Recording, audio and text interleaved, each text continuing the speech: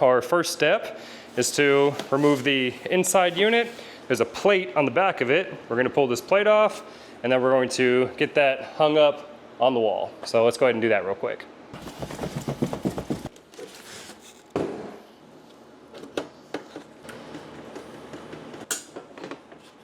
So this is the bracket we removed. So we'll go ahead and find a good spot on the wall to get this mounted. So let's do that now.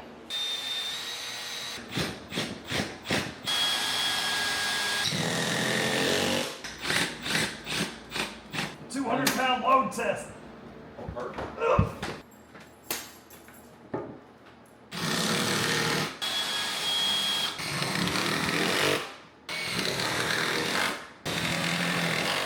All right, team, with the wood on the wall, we're gonna go ahead and install the bracket. There's 4 holes listed on this thing. There's one here, plus 2 down at the bottom. So let's go ahead and get the first one in and show you what we do next. All right, team, we're gonna drop one side down, the side where the water drainage is at. So you have your main refrigerant lines here. You have your drain hose, pretty nice. This is for shoving it through the wall. You get like a little sleeve and a little trim ring, but we're not gonna be using these since we're going through the window. You get some tape to help tape the lines together, but we're gonna end up putting UV tape on it. The foam here will disintegrate with the UV from the sun if you do not cover it, so I highly suggest you put UV tape on this to extend the life of the lines. And then this is the power cable that's gonna go from the inside unit to the outside unit, and that's gonna provide communication as well as power to the inside unit. Last but not least, you get putty, which I don't know, this is to like seal the holes, and I don't think it gets hard. All right, there's a little panel you pop off right here. And there's where your wiring is going to go in at. Pop this open. Pop this cover off. Now we need to run this through the bottom, through that hole. And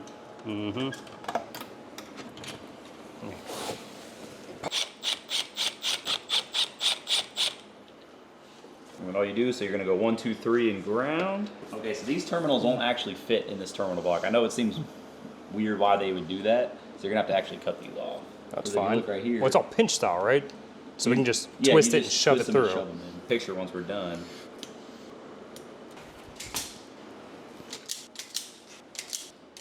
Now the numbering doesn't matter where you stick the wires, but this is going to be your ground, and you have 1, 2, 3, and then all you do is take your sticker and you're going to match both. If one inside your head unit's black, one is going to be black on the outside unit. As long as you match it just like that and then make the ground, you'll be good to go.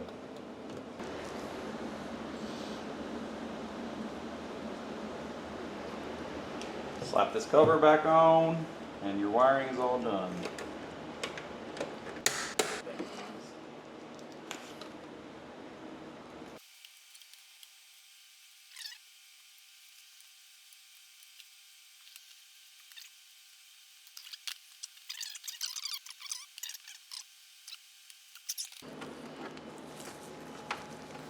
Right there. Okay. That's it. Okay. All right, guys, so as you can see, we got the window unit mounted up here. And then with the line set coming off the side of it, we got the portion down here on the bottom for our window access panel. This is the drain hose connection. Run this through our access hole. Make sure we're not kinking anywhere. All right, team, here we have the line set. So we'll go ahead and get that connected. And we'll run that out the window. All right, this should have nitrogen. That means that this is sealed all the way from China. It held nitrogen pressure. Kind of unkink our hose. Bend in big radius bends, so you don't kink.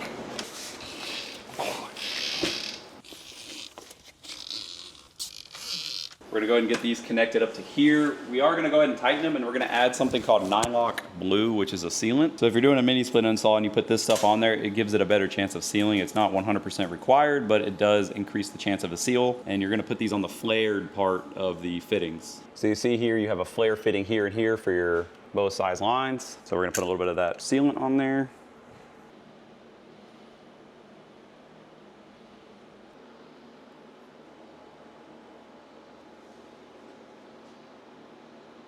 You put this on the flare, not the thread. The flare is where it's. Oh.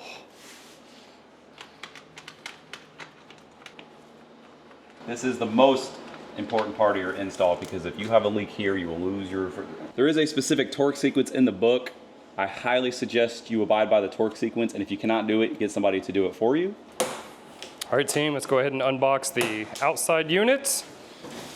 Okay, okay.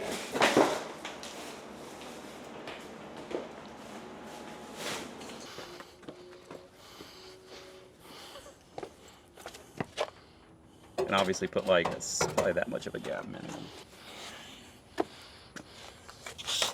Just kind of work it that way some. Yep. Perfect.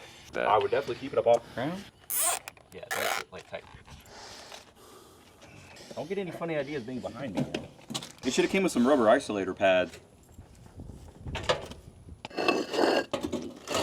Uh-huh.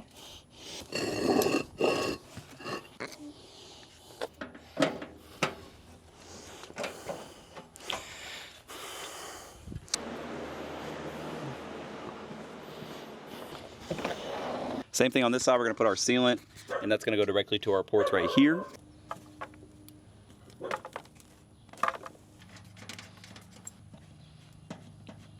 So we got our refrigerant lines torqued to spec. All right, so we're gonna go and use our extension cord as our power cable. This is a 12 gauge extension cord. Now off camera, we're waiting on some more stuff to come in. So we're waiting on a fuse, and we're also waiting on the ends that we're gonna crimp right here. But just for right now, just to get the unit running, we're just gonna go ahead and install this temporarily, but we're gonna off camera go back and actually add all this extra stuff, and we're also gonna add a fuse. So make sure you guys add a fuse to this, that way it's safe. And if you're not confident wiring this up yourself, hire an electrician. Make sure you take your inside unit power cable as well as your main power cable.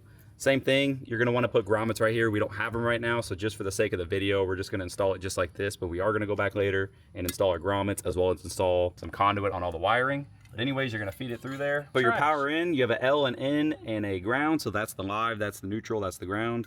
So your live is gonna be the black wire. Okay, next we're gonna do our neutral.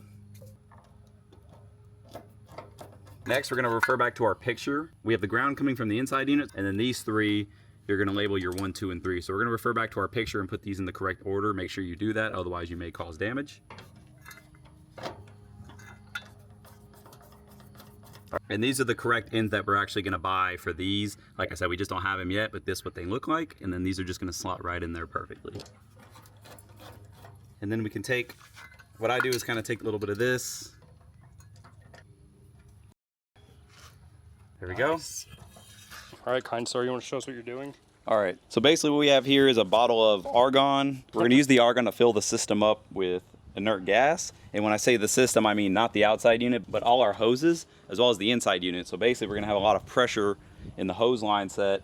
That way we can check for leaks. We're gonna use argon because it's an inert gas. You're really supposed to use nitrogen, but I've used argon before and it was fine, so. Now in order to connect your hose to the mini split, it actually isn't the right size, so you have to buy this special little adapter here. And basically it adapts the smaller thread size of your line set hose to the bigger thread size of the mini split, and it has a little rubber seal right here, as well as a little depressor because there is a Schrader valve inside of here.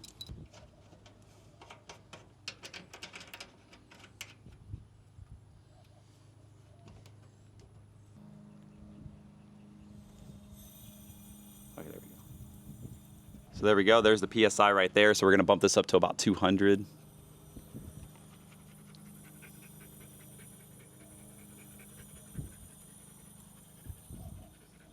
There we go.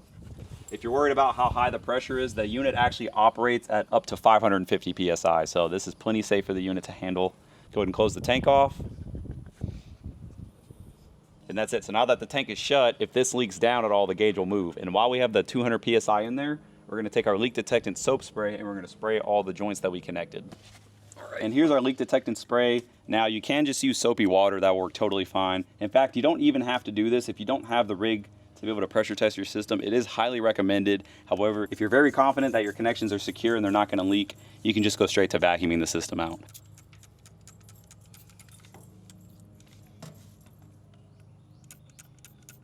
This will just sit there, and if there's any sort of leak, this liquid's very viscous and it'll form little tiny bubbles. So we're gonna let that sit. We're gonna go spray the inside unit as well.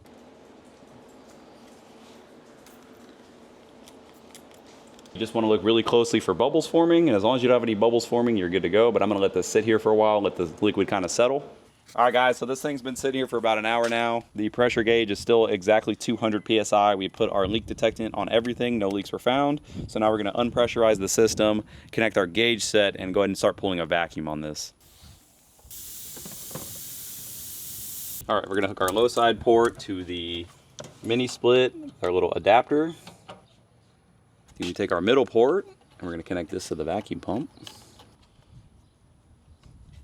And then all we got to do, we got to make sure these are closed. So we're going to start the vacuum pump up. We're going to open this, and that's going to open the manifold to the low line. And the manifold will be connected to the yellow line as well, to the vacuum pump, and it'll pull a vacuum on the system.